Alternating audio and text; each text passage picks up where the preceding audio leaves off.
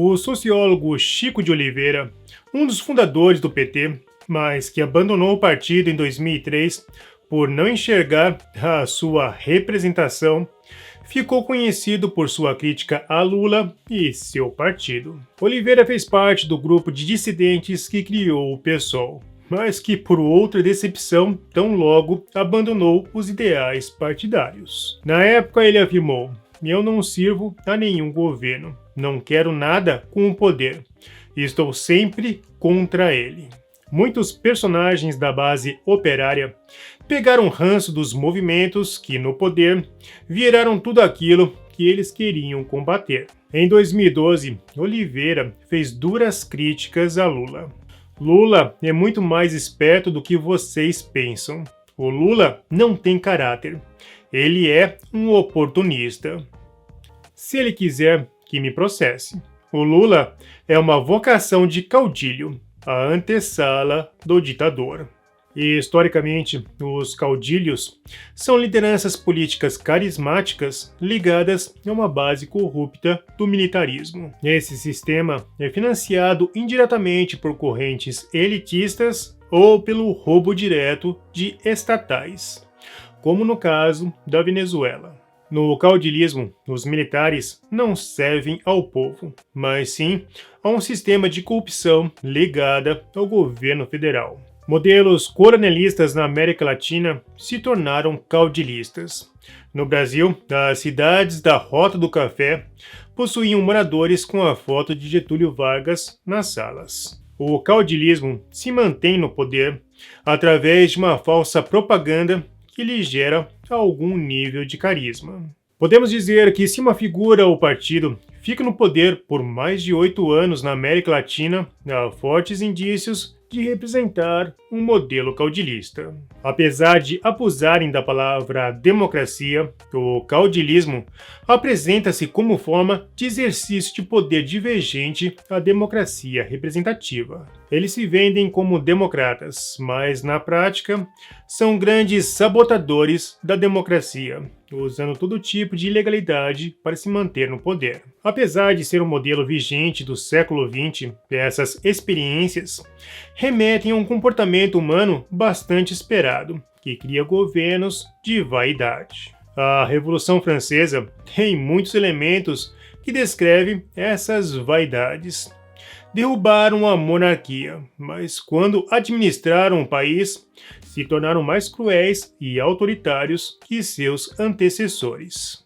Os republicanos que derrubaram a monarquia no Brasil também se mostraram nada democráticos, ao ser o primeiro movimento a fechar o parlamento. Na época, tal ação só foi possível por intervenção de um militar, que se corrompeu: Deodoro da Fonseca. Claro que isso foi apenas a ponta do iceberg.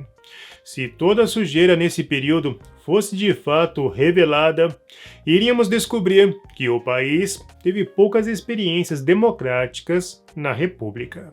Essa vergonha só foi possível porque, historicamente, o povo brasileiro criou uma cultura terrível de acreditar mais em políticos do que na sua própria força. Mas a vergonha só muda de mãos, ou na verdade de nome. Jornais, muitos deles de viés de esquerda, estão escancarando o fato de que a propaganda de 2022 era falsa.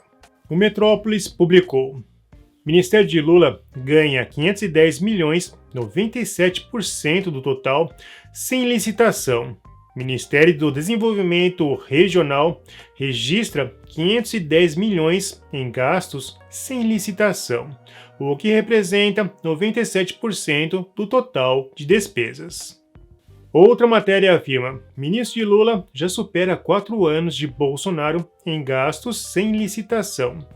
Ministro de Lula, Valdez Góes, da Integração, gastou mais de R$500 bilhão sem fazer licitação. O valor supera os 4 últimos anos da pasta. Os valores dos trimestres estão chegando e chocando a todos. A Folha de São Paulo publicou: governo Lula gastou 7,3 milhões com hospedagem nas viagens ao exterior.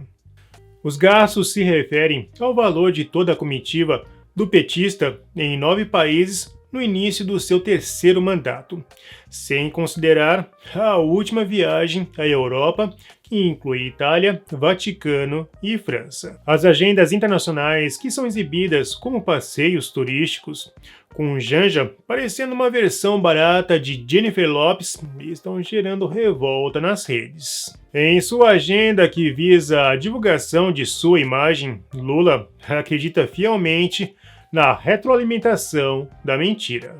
Em Buenos Aires, na cúpula da CELAC, Comunidade dos Estados Latino-Americanos e Caribenhos, a comitiva brasileira gastou 715,8 mil com hospedagem, 337,6 mil com diárias pagas a servidores, 497,9 mil com aluguéis de veículos, 24,6 mil com contratação de intérpretes, entre outros. Basicamente, é um encontro para fortalecer as bases da esquerda, em eventos luxuosos para Lula e seus apoiadores. A revista Oeste publicou: TCU abre processos para apurar gastos sem licitação do governo Lula. Ministério da Integração empenhou 510 milhões em 6 meses. O Tribunal de Contas da União abriu processo para apurar os gastos sem licitação no Ministério da Integração e do Desenvolvimento Regional, comandado por Vandes Góes. Lembrando que, conforme o levantamento realizado pelo site Metrópolis, a pasta gastou quase 97% dos recursos do Ministério sem licitação. Mas não para por aí. Lula também abusou do seu cartão de governo ao transformá-lo em um cartão pessoal. O Tribunal de Contas da União confirmou que fará uma auditoria nos gastos com o cartão corporativo de Lula.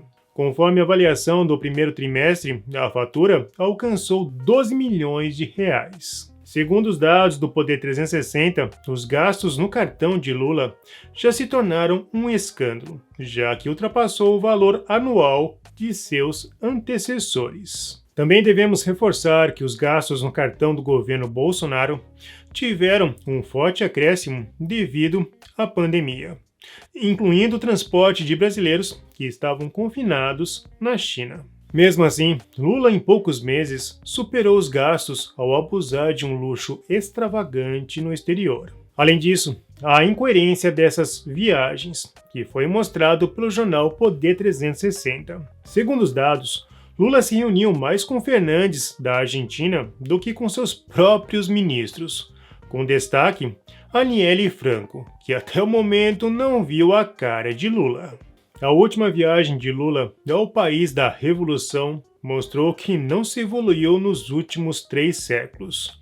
Os governos de muitas vaidades continuam os mesmos. No Diário do Poder, Cláudio Humberto afirmou: o presidente Lula, cujos seguidores chamam de pai dos pobres, adora um luxo.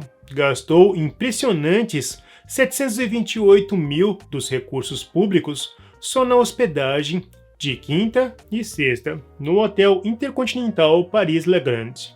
De acordo com dados que, por força de lei federal, estão expostos no portal da Transparência, a conta da estadia de Lula e Janja inclui, além da suntuosa suíte presidencial, outras 17 acomodações, sala de reunião, mordomias e até a exigência de Wi-Fi e telefones exclusivos.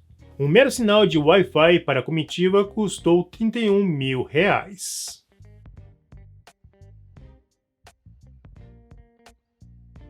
Se não enxergarmos que os velhos modelos caudilistas são elitistas e sabotadores da democracia, continuaremos correndo em uma esteira até o tropeço, que nos conduzirá a um adeus à liberdade.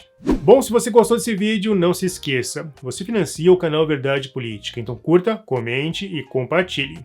Clique no sininho para você receber as nossas notificações. E vamos continuar na luta em prol da verdade.